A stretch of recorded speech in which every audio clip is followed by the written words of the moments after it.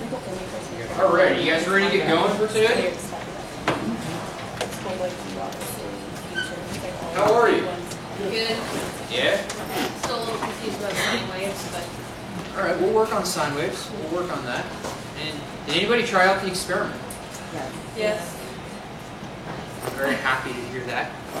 Although I was very surprised because I only got emailed from 2 of you guys telling me that there was a problem with it. Who did the experiment and did not find a problem with it? Huh? I mean, there was some, like, a little bit of issues that were going on, but So what were some of the issues that you found that were going on? like I know that when my participant was like doing it, When you're what? when my participant was doing it, like the Participant. timing it seemed like very slow. I'm not sure if it was. You mean when it was going through the experiment? Yeah, like it was the timing. I'm not sure if it was supposed to like just wait for them or if it's supposed to go automatically. No, it's supposed to wait for them. It's supposed to wait for Yes. them. Then I didn't see that. Okay. Or we're supposed to leave the room, right? When they do it? Ideally, if it's a quiet, closed room that you can leave, yeah, but you don't have to for this. For our purposes here, if you're going to be quiet and sit behind them, then that's okay too. But that gets a little creepy sometimes to people as well. Yeah. So ideally, you want to give them their own little private room or chamber is what we would do in our laboratory. But for the purposes of our class, if you need to sit there with them, that's okay too. You just don't want to be like sitting over their shoulder, watching them. You know what I mean? Like you don't want to weird them out in that regard. You want them to feel comfortable and just kind of sit off to the side and let them know that you're not really watching them, but they're there as a resource in case they need help or something. But yeah, so the timing is going to move at its own rate, Okay. and that's important. So you might have noticed that that it waits for certain responses or certain things to happen, and that's for a set reason. So for example, when you see an item on the screen, it's going to stay there probably for 1,500 milliseconds or a second and a half every single time. And what's one reason that that's useful experimentally? So you get a chance to like answer it? I'm sorry? So you get a chance to like actually answer it and you're not going too quickly? Well, yeah, so during the test, yeah, you need a chance to answer it, and you also want to make sure that everyone sees the information during the study phase for the exact same amount of time. Because what if George remembers stuff a lot better than I do on his performance during the test, and then you go run to the presses with your scientific discovery that person A or somebody remembers stuff better than somebody else did or something. Well, how do we know that they're not remembering that better because they spent more time studying? Or how do you know that I'm not forgetting stuff because I didn't really look at it very long? You know what I'm saying? So we need to hold that constant as experimenters. Okay. And these are all tiny little like nerdy details that are really important if we want to get the science done right in order to drive at our conclusions. Yes? So, okay, one thing I was like, because like I said, I wasn't able to really get past study space too. Yeah. But I've actually already downloaded it, so it's all good. For like the little like task between the study to the test, or you know like whatever, is it okay if we did like for Psych 311 we did when in our experiment our little like nothing task was just count backwards from 725 or something by 3 and you just filled in the little squares. Can you do that with your people?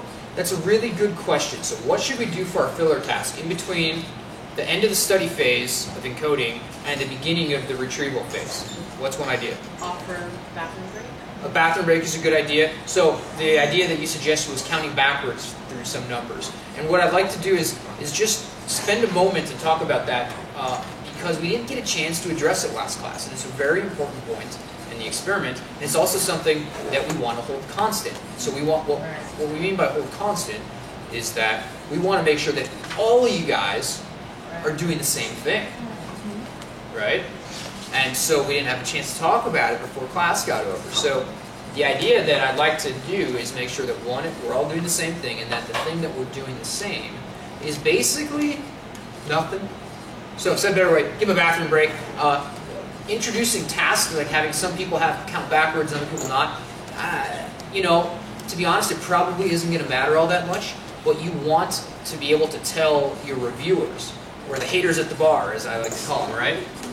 You want to be able to tell them, don't worry, there are no other factors that could differ. Even though those little details might not matter so much, I'd rather have it so that what's happening during our filler task is very mundane. People go get a drink of water, use the bathroom, whatever. You know, you can give them a magazine to read or just chit chat with them, or they might want to, you know, check their texts or their Snapchat or their Facebook for a couple minutes or two. Give them that to, and you know, and so what are some risks that we face here experimentally? Yeah. If they're not the same, you could like the person I was talking to her about this. The person could have a way that you don't know about to like remember this stuff by like copying you. You're right, but they should not know that they need to remember anything yet, should they? True. No. You're not supposed to say, hey. Yeah, they don't know it's a memory test. Fair. So you're right. You're absolutely right. That's a factor. Because maybe if they're reading different emails or reading different books, they might see certain words over and over again. The likelihood of those being the words on the test, not very high. The likelihood of a lot of people seeing those same words in their emails, also not very high. It'll probably average out. So we're willing to accept those minor risk factors in that regard. But it underscores the point that we should not yet tell them that we're testing their memory. But until the testing, right? Yes, but that's after the filler test. Yes. Yes. Yes. So, good points all across the board. Let's see here. So yeah, give them a chance to use the bathroom, restroom. Some of the reasons that I think outweigh those little risks are sort of practical experimental ones. You're asking a favor of whoever you're testing, right? Right.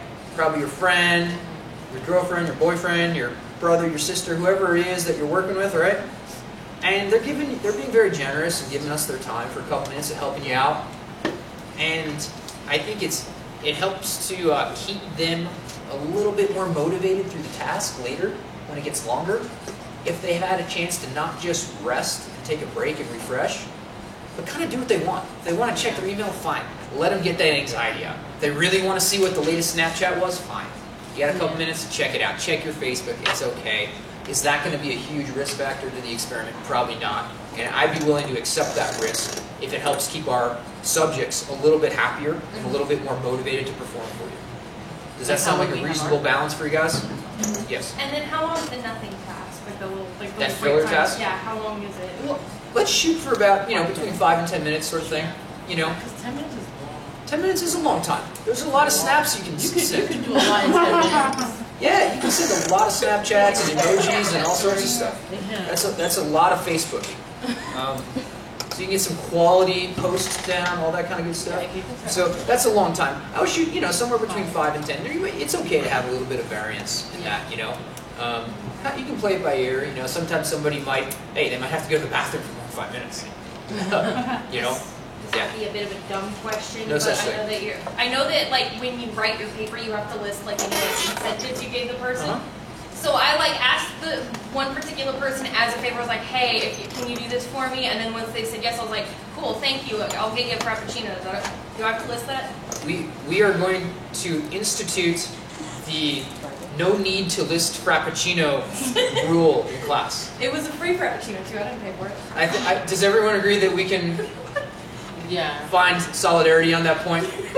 Okay, so we will. That's a good idea. Okay, good question. Because that's actually part of the jig, right? Or part of the gig. We got to list those incentives, this and that. Those kind of fall beneath the threshold, though, of what we would normally do. We should list the ones that would be more mainstream across the whole experiment. Okay. Like gift cards. And stuff Yeah. like that. So, we'll refrain from the Frappuccino rule for now, and I think that's a good thing. Yes, Richard. Okay, so during the filler task, we instruct them that we can't discuss the study phase to them because my participant was like, hey, one of the words, was it asking a nail or a fingernail or? Oh yeah. And question. I just told her, I can't discuss that, so. Really good question. So if anybody didn't hear what Fitri asked, during that filler task, are you allowed to talk about the study phase with the research participants? And what I would say is probably not. So really good situational question in that this is something that's pretty common to come up. Somebody might, you got 5 minutes to kill hanging out with somebody, or they're going to be like, hey, especially if you know them, they're like, what was the deal with this word or that word? Or they might be trying to not steal any information from it, Right. but they might just be interested. Hey, I didn't understand this. How did this work? This is really cool what you're doing. How come you were asking this? Can I do a better job for you by understanding? Did it mean fingernail or hammer and nail? right? Mm-hmm. And so what you kind of want to do in those situations is just kind of play it cool, play it coy, just be like, yeah, you know, to keep the experiment the same for everybody, Yeah. we don't really talk about the experiment during the experiment, but we'll have lots of time we can chat about it afterwards. Mm-hmm. You know, so you can tell them it's kind of like Fight Club. The first rule of the experiment is we do not talk about the experiment type of thing. Yeah. But the point is that no, Okay. yeah, and so you can handle it though very gently and just Right, be like, yeah, we will talk about any of the details afterwards. Or you can even say this: if you get a question like that, you can address it. Mm-hmm. But you not need to talk about it. So here's what I mean by that delineation.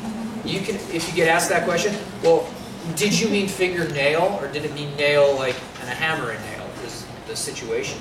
You can just be like, well, you know, just remember that the instructions said all that matters for the experiment right now is basically not to overthink it. And so remember when we gave them those instructions, we try to minimize this. So we try to downplay it and just be like, yeah, you know, these aren't really hard questions, and if you find them hard, they shouldn't be hard, so it probably means you're overthinking it, and we don't want to overthink it. So just go with your quick, easy, fast sort of reaction, and that's all that matters. Because remember that we've introduced the experiment to them so far as merely a study of how people make quick and simple, easy decisions. Yeah. Quick, simple, easy judgments. If they're belaboring and philosophizing those differences, we've already veered away from a quick and easy, simple decision to a long, complicated, hard decision. And that's not what we're studying. So you can kind of play, you know what I mean? Like, just kind of play cool and do that. I'm sorry, was there a question here? Cool. I know I lost it. I'll give it. Yeah, no, I completely. Oh yeah, no. Okay, I'm literally sitting in front of it. In terms of the consent forms, it talks about EEG. Do you have to read the whole thing, like about EEG, since we're not doing EEGs with these people? No, you don't have to read the part about EEG to them. They're obviously going to see it, and that's okay. And you can just say, like, look, this is a general consent form for our type of research. Our study is obviously not going to involve the EEG part of it, so you can